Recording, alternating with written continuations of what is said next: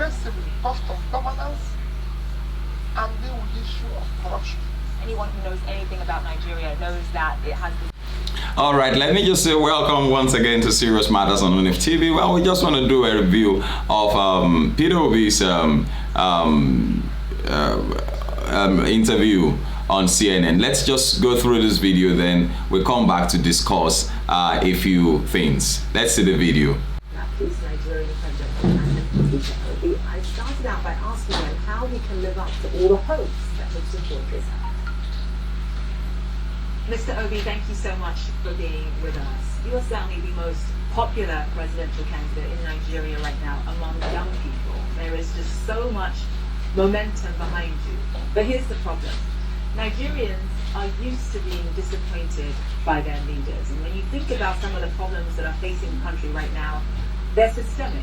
I'm talking about corruption, I'm talking about oil theft, I'm talking about insecurity, I'm talking about the fiscal hole that Nigeria is in right now.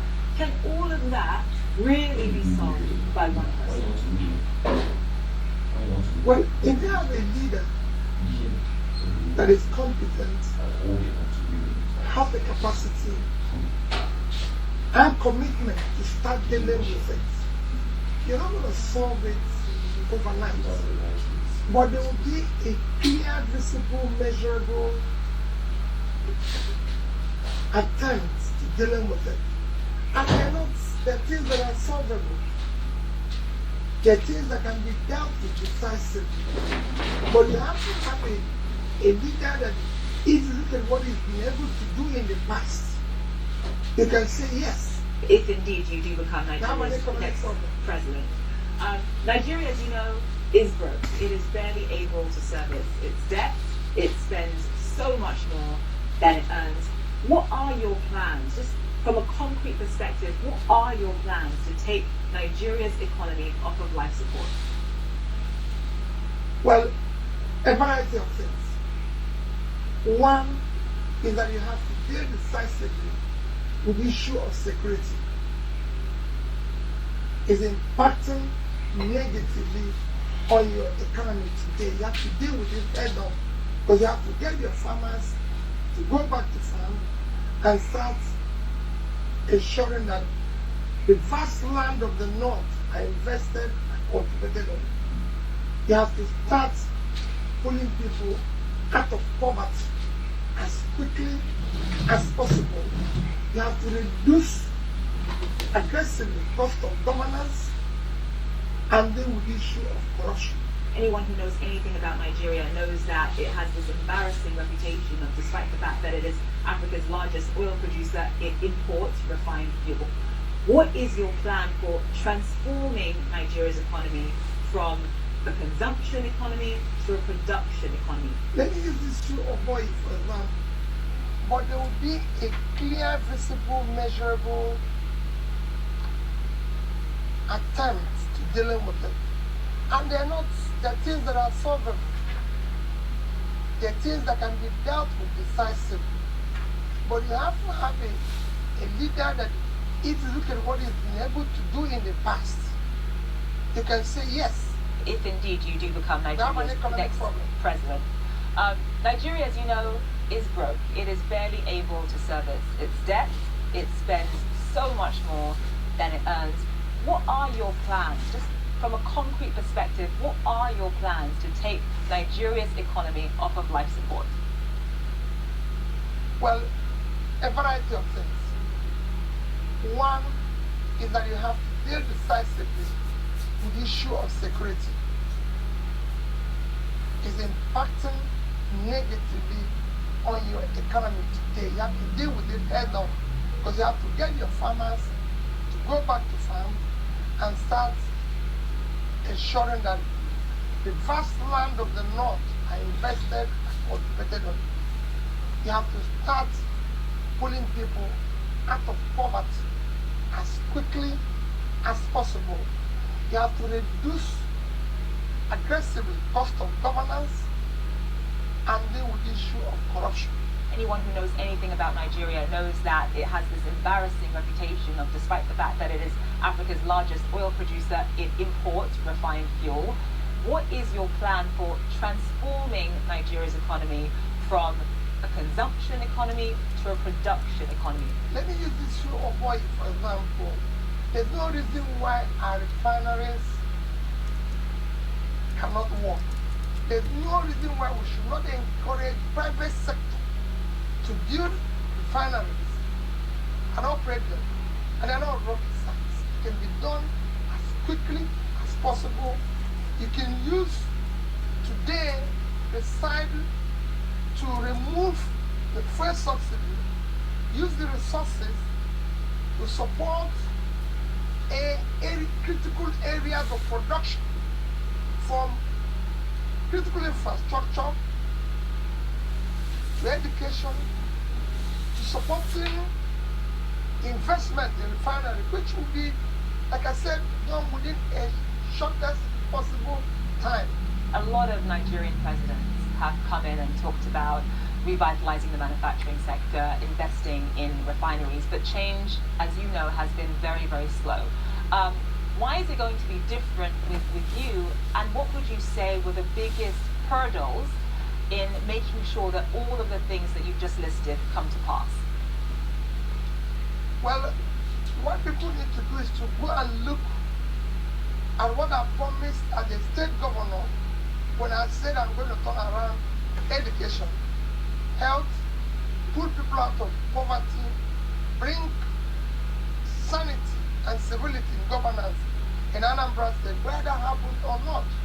When I said we're going to save money, did we do that? I want to talk about one of the other sort of major issues that Nigeria is dealing with, grappling with right now, and that is, of course, violence and insecurity. You can barely travel from one part of Nigeria to another without fearing for your life. And I'm talking about kidnapping, I'm talking about banditry, I'm talking about terrorism, I'm talking about Boko Haram. What is your plan for that? You know, I just said that the issue that what we need to first set down is issue of security.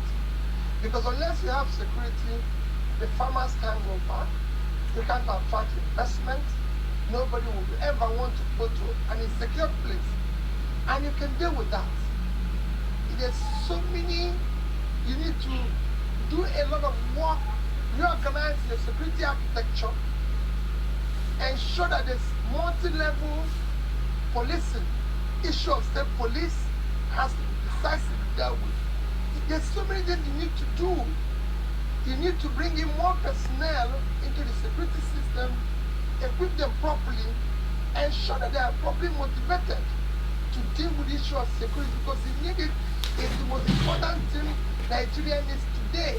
As you know, you and I are both Nigerian, we're both Igbos, we're both from southeastern Nigeria. Nigeria is a very hard country to hold together. You've got 200 million people, so many different tribes, so many different competing interests and ideas. And when you think about the fact that you're from the southeast, how easy is it going to be to rally Nigerians perhaps from the north behind you? That's got to be on your mind. That is what it was yesterday. And that's our problem.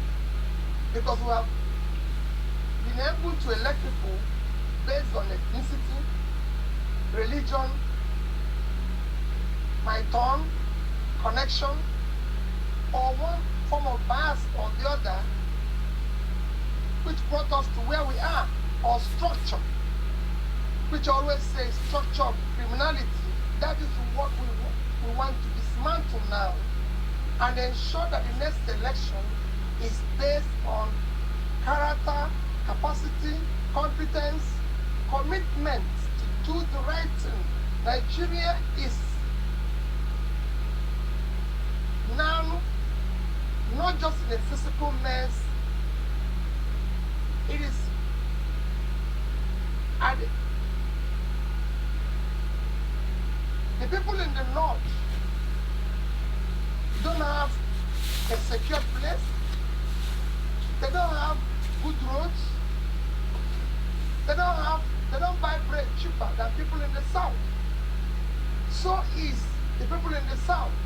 So all you hear about the ethnicity, religion, connection, my tongue, is any conspiracy to keep Nigeria underdeveloped.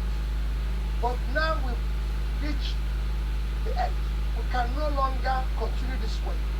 Mr. Obi, thank you so much for joining us on the program. Thank you for having me. Thank you. Thank you. Well, that was Peter Obi on CNN. I hope that CNN will give a level playing ground to every other presidential candidate in Nigeria come for the 2023 general presidential election, so that we can now also hear what they all have, in stock. Because some persons already, saying that, oh, I hope that a lot of us had overrated Peter Obi, and but then like I said, I think it's better that everybody is given a level playing ground, so that everybody just come on board and come and tell us what they have to do. And it must be a live TV show like this, not recorded, where it has been edited upon edited and killed, destroyed the essence of the video with editing. Thank you very much once again. This is Serious Matters on ONIF TV. My name is Olukunle Abraham, and of course, looking at this particular interview, you recall that Zain actually described Peter Obi as the most popular presidential candidate amongst the youth in Nigeria. The Labour Party presidential candidate Peter Obi said the problems facing Nigeria are not one that can be solved overnight, and it's good that you already know that. And I know he already also mentioned that, look, if they say they're going to solve 5 things and they eventually get 3, 4 done, I think that's a pass mark. He, however, hoping that the challenge facing the country are solvable, while stressing on the need for a leader who is competent and have a commitment to solve it. Obi made the disclosure during his appearance on the American Media Corporation cable news network CNN. In the course of the interview, the anchor of Zain Exchange, Zain Achar, who described him as the most popular candidate among the young people, asked Nigerians are used to being disappointed by their leaders and all the problems of Nigeria, which are corruption, all thefts, insecurity, physical, be solved by one person. Which, in reacting to that question, Obi said, if we have a leader that is competent and has the capacity and commitment to deal with it, no one will solve it overnight, but there will be a clear, visible, measurable attempts to dealing with it, and there are things that are solvable, and there are things that can be dealt with decisively. When he was quizzed on what his plans is to get Nigeria out of its current economic woes, Obi said that the security is the first thing that needs to be put in place in the country, and he explained that with security in place, the country farmers will be able to go back to farm, to produce and so many other things. Well, that's the Labour Party candidate, Peter Obi. Well, like I said earlier on, we're expecting to see others, the candidate of the APC, the candidate of the PDP, the candidate of the NNPP, the candidate of the AAC, and so on and so forth. Well, please do drop your comment, make them simple and simple. Thank you once again for watching. My name is Olukunle Abraham. Please do share your opinions with us. Make them simple and civil as well. Please do share our videos with others. Like our videos, drop your comments, and please do help us to serve you better. Let us know what you want us to do. Let us know what you want us to add to what we do, so that we can serve you better. Thank you very much for watching. My name once again is Olukunle Abraham.